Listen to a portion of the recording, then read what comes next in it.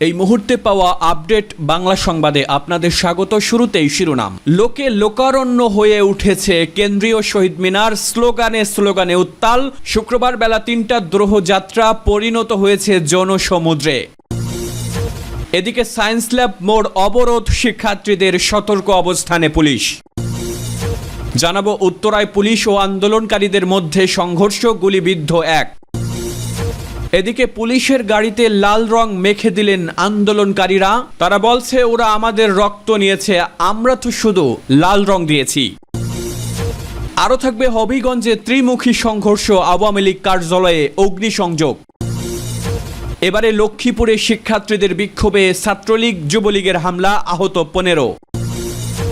এবং সবশেষে জানাবো সিলেটে ছাত্র বিক্ষোভে পুলিশের সঙ্গে ধাওয়া পাল্টা ধাওয়া, উত্তেজনা। শুনছিলেন সংবাদ শিরোনাম, এবারে বিস্তারিত। শহীদ মিনার জনসমুদ্র।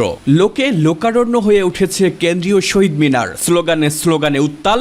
শুক্রবার বেলা ৩টার দ্রোহযাত্রা পরিণত হয়েছে জনসমুদ্রে, যাতে যোগ দিয়েছেন শিক্ষার্থী, শিক্ষক, মানবাধিকার কর্মী, সাংস্কৃতিক কর্মী সহ আপামর জনতা। গণগ্রেফতার বন্ধ, জুলাই হত্যাকাণ্ডের বিচার, আটক শিক্ষার্থী জনতার মুক্তি, কারফিউ প্রত্যাহার, শিক্ষা প্রতিষ্ঠান খুলে দেওয়া ও অসংখ্য শিক্ষার্থী জনতাকে হত্যার দায়ে শেখ হাসিনা সরকারের পদত্যাগের দাবিতে জাতীয় প্রেস ক্লাবের সামনে একত্র হন তারা। এরপর মিছিল নিয়ে দোয়েল চত্বর হয়ে টিএসসি থেকে শহীদ মিনারে এসে জড়ো হন। বর্তমানে স্লোগানে স্লোগানে উত্তাল শহীদ মিনার।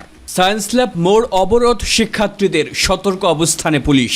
সারা দেশে শিক্ষার্থী হত্যা ও গ্রেফতারের প্রতিবাদে রাজধানীর সায়েন্স ল্যাব মোড় অবরোধ করেছেন শিক্ষার্থীরা। এতে ওই এলাকায় যান চলাচল বন্ধ হয়ে গেছে।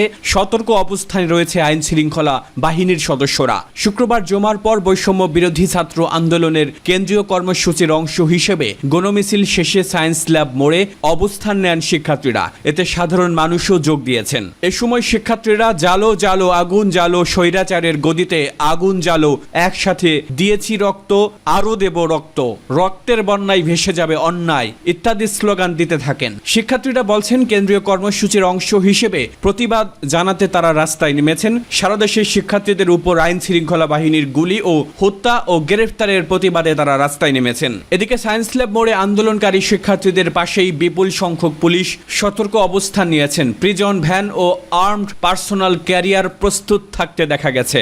উত্তরায় পুলিশ ও আন্দোলনকারীদের মধ্যে সংঘর্ষ, গুলিবিদ্ধ এক। উত্তরায় জমজম টাওয়ারের মোড় ও 11 নম্বর সেক্টরের মাইলস্টোন কলেজের সামনে পুলিশ ও আন্দোলনকারীদের মধ্যে সংঘর্ষ চলছে। এতে উত্তরা 11 নম্বর সেক্টরের 1 নম্বর রোডে অবস্থিত ভুবন লন্ডি হাউজের মালিক দুলাল হাওলাদার গুলিবিদ্ধ হয়েছেন। তাকে আশঙ্কাজনকভাবে হাসপাতালে ভর্তি করা হয়েছে।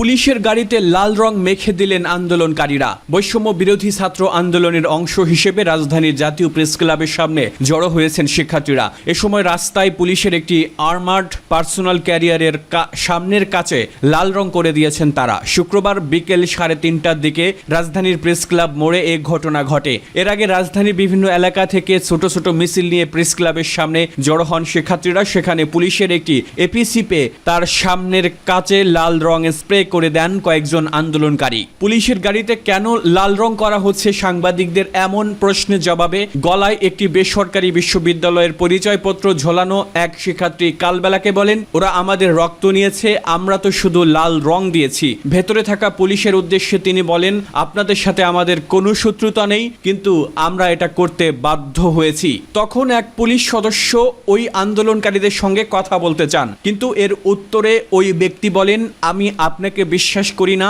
কথা বলার ছলে উঠিয়ে নিয়ে যাবেন। তবে এ সময় পুলিশ সদস্য আর কথা বাড়াননি, বরং তাকে শান্ত থাকতে দেখা যায়।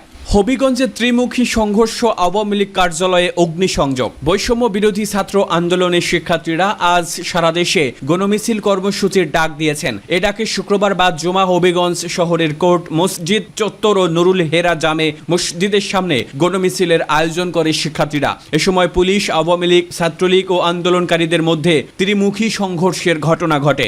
এখন পর্যন্ত তাদের মধ্যে ধাওয়া পাল্টা ধাওয়া চলছে।